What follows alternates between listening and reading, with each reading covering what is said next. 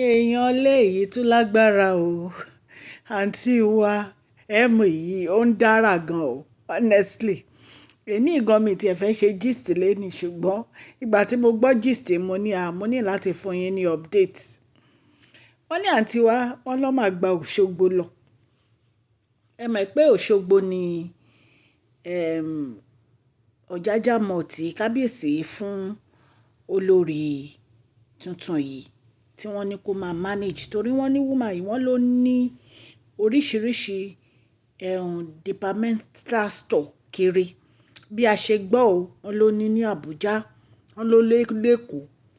wọ́n ló ní Kánò wọ́n ṣàdárúkọ oríṣiríṣi ibi tó ti ní departmental store yìí so wọ́n ní nǹkan tí wọ́n ní in fact wọ́n ló lọ sí university pé business administration ló read wọ́n ní kábíyèsí dẹ̀ ti mọ̀ wípé obìnrin yìí ó lè bá wọn turn Ọ̀jájá store yìí around ìtorí ẹ̀ ni wọ́n fi fà lé lọ́wọ́ wọ́n ní àwọn tí wọ́n ń ṣe tẹ́lẹ̀ wọ́n ní ṣe ni wọ́n run igbá jẹ o wípé ṣe ni wọ́n tún wá gba wọn 500 million lọ́wọ́ kábíyèsí láti fi rajà síbẹ̀ ẹ rántí ìgbà kan tán ní àǹtí wa ẹ̀mí tó bá ti lọ sí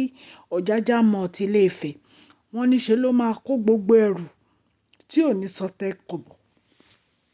ọ̀ǹtì ìgbà tí wọ́n fún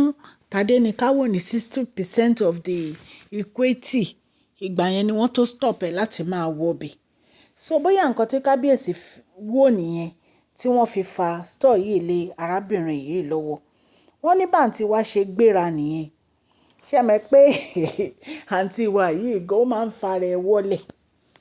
wọ́n ní bó ṣe gbéra nìyẹn o ló bá gba Òṣogbo lọ wọ́n ló bú wúmà yẹn ó bú wọ́n ní wúmà yẹn ò sọ̀rọ̀ wọ́n ní wúmà yẹn dákẹ́ wọ́n ní wúmà yẹn ń wò wọ́n ní kò sí orúkọ tí ò pé wúmà yẹn tó ṣe mọ̀ pé ó lè máa wé pé bíi Queen Naomi tó máa ń bú ni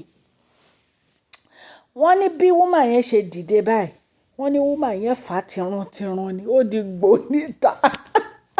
ẹ dẹ̀ mọ̀ pé wúmà yẹn ga ó sì gbọ̀lẹ̀ wọ́n ní natural hair báyìí ló fi wọ́ jáde nínú store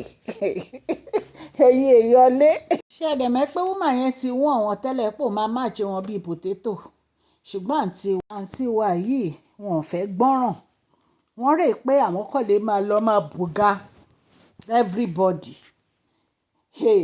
wọ́n ní woman yìí ò take rubbish o wọ́n ní kò take rubbish wọ́n ní very successful business woman ni wọ́n ló wọ́ tirun jáde nínú ṣọ́ọ̀pù ẹ̀yìn ẹ mọ̀ pé kábíyèsí á ti sọ fún yín pé tó bá ti wá bá ẹ díò pẹ̀lú wọn nítorí pé kì í ṣàyè ẹ nìyẹn náà kí ló lọ bá ẹni ẹlẹ́ni fún ẹ kàn máa fíràn kiri nǹkan tẹ́ ẹ ṣe fún Queen Naomi ẹ̀yin ò fẹ́ gbà gbogbo yín pátá báyìí ni wọ́n máa serve ní breakfast nǹkan tẹ́ ẹ ṣe fún Queen Naomi gbogbo ẹ̀ lẹ́ máa gbà ẹ máa gba gbogbo ẹ̀ lẹ́kùnrẹ́rẹ́ ni ẹ lè escape ẹ̀. wọ́n ní arábìnrin yìí sọ fún yín pé ọjọ́ tó bá tún wá bá òun ní Òṣogbo tó bá tún wá bá òun ní Òṣogbo nǹkan tí ojú ẹ̀ máa rí kò ní fara re lọ nǹkan tá a gbọ́ nìyẹn èèyàn lé bóyá wọ́n rè pé ẹni yìí ò ní sọ̀rọ̀ gbogbo gìràgìrà wọn bóyá ó máa wò wọ́n dẹ̀ mọ̀ pé àtìgbà tí wọ́n ti lé Queen Naomi kúrò nínú palace báyìí àwọn náà máa rí wòtòwòtò ni nǹkan tó ń ṣe fún Queen Naomi làwọn náà máa gbà lọ́dọ̀ àwọn ìyàwó tí kábíyèsí bá fẹ́ lé wọn kò jẹ́ bó ṣe jẹ́ ẹ̀yìn èèyàn mi allegedly nǹkan tá a gbọ́ nìyà ní káwá torchlight sí mi ìbá kábíyèsí gbénu palace orúkọ mi ni Máṣọlá Yorùbá ni à ń sọ lórí ìkànnì yìí à ń sọ nítorí pé àfẹ́gbàgbé àṣà àti èdè wa dẹ̀ tó ń sọ fún ọ̀pọ̀lọpọ̀ àwọn tí